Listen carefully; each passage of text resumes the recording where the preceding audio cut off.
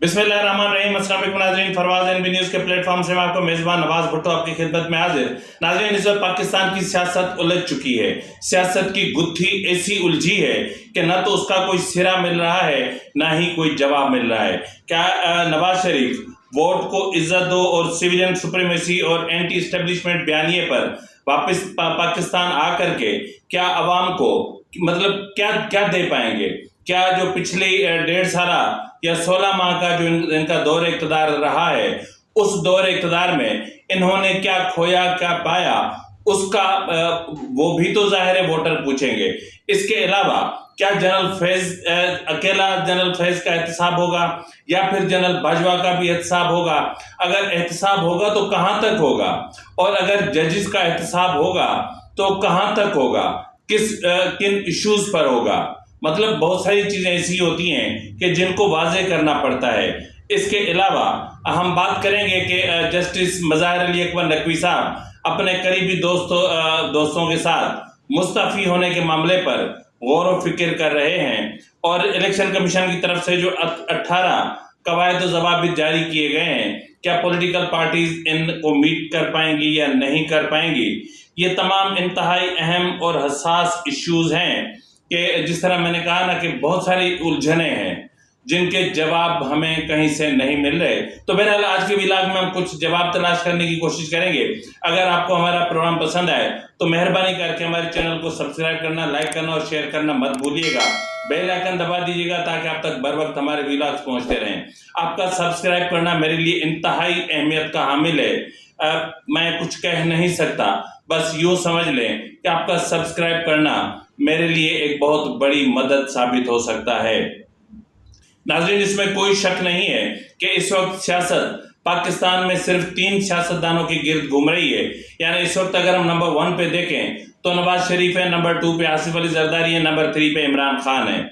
यानी इलेक्शन होंगे तो फिर इन पार्टीज का फ्यूचर क्या होगा, ये कहां तक सस्टेन कर पाएंगी, कहां तक अपना बका की जंग लड़ पाएंगी और कितनी निशस्तें ले पाएंगी? क्या इन फ्यूचर कोई बहुत बड़ा सीट एडजस्टमेंट होने जा रहा है? तो ये बहुत सारी चीजें ऐसी हैं कि जिनके मामलात मतलब जिनके सवालात जो हैं ये इनके जवाब सामने आना बहुत जरूरी है। जवाब कौन देगा? जवाब तो PMLN को देना पड़ेगा कि आखिर PMLN अंदरूनी इख्तलाफात में क्यों घिर गई है। PMLN नवाज शरीफ की वापसी के हवाले से पंजाब तो कुजा, लाहौर के किसी गली कूचे में भी कोई पोस्टर, कोई पंफलेट, कोई बैनर, कोई चीज, कोई भी इस्तकबाली रैली, कोई चीज दिखाई नहीं दे रही। तो इसका मतलब ये है कि नवाज शरीफ के हवाले से भी अभी तक कई उलझनें मौजूद हैं। एक उलझन ये भी मौजूद है कि एंटी इस्टेब्लिशमेंट बयानिया, यानी वो लोग PMLN के जिनके इस्टेब्लिशमेंट से सालों से बरसों से याराने रहे हैं, अब वो इस चीज को अपोज कर रहे हैं और नवाज शरीफ अपनी जिद पे अड़े हुए हैं। अब सवाल ये पैदा होता है कि क्या जनरल फैज का सिर्फ अकेले का एहतसाब होगा, जबकि जनरल फैज ने पहले दिन ही कह दिया था कि मैंने अपने मुस्तफी होने के साथ ही ये लिख कर दिया था कि मैंने जो भी कदम उठाया, जो भी कार्रवाई की, जो भी इकदाम किए, वो सारे आर्मी चीफ की इजाजत के बगैर नहीं किए। यानी आर्मी चीफ की सरपरस्ती उन्हें हासिल थी। उन्हें सरपरस्ती हासिल थी कि तुम बेंच फिक्स करो, उन्हें सरपरस्ती हासिल थी कि तुम मुंतखब हुकूमतों को गिराओ, उन्हें सरपरस्ती हासिल थी कि तुम जो है वो रिगिंग करो और तुम जो है वो एक वोट जो असल जो उनकी तादाद है उसको बदल दो, और तुम्हें ये अख्तियार था कि तुम आइन तोड़ दो, तुम्हें ये अख्तियार था कि नो कॉन्फिडेंस के दौरान असेंबली तोड़वा दो ताकि सदारती निज़ाम नाफिज हो सके। तुम्हें यह अख्तियार हासिल था कि तुम लैंड माफिया बनो, लैंड माफिया के कल पुर्जे बनो, गैंगस्टर बनो। तुम्हें यह अख्तियार था कि तुम्हारी गैंग्स पूरे मुल्क में काम करें और वो शॉर्ट टर्म किडनैपिंग करें और तुम्हें पैसे दें। ये तुम्हें चीफ ऑफ आर्मी स्टाफ की तरफ से इजाजत मिली हुई थी। तुम्हें इजाजत मिली हुई थी कि प्राइम मिनिस्टर को कैसे उठाना है, कैसे बिठाना है, कैसे चलाना है, प्राइम मिनिस्टर हाउस कब आएंगे और प्राइम मिनिस्टर को कौन कौन से फैसले करने हैं और वो सब बुशरा बीबी के जरिए जनरल फैज मैनेज करवाता था।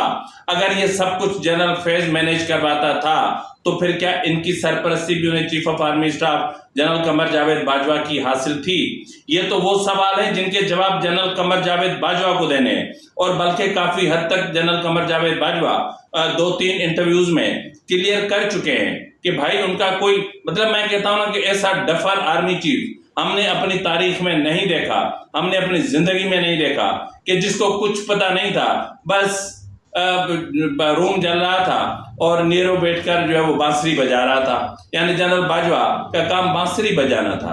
इस वक्त जो मामला है वो ये है कि वोट को इज्जत दो, सिविलियन सुप्रीमेसी और एंटी इस्टेब्लिशमेंट, यानी ये वो बयानिया है कि जिस बयानिए पर नून लीग के अंदर इख्तलाफात पाए जा रहे हैं, और इसके अलावा नून लीग को सख्त मुजाहमत का सामना है उन वोटर्स की तरफ से जिन पर महंगाई के पहाड़ तोड़ दिए गए हैं, जिन पर पेट्रोल बम गिराए गए हैं, जिन पर बिजली के झटके जिनको दिए जा रहे हैं, जिनके लिए गैस नापेद है।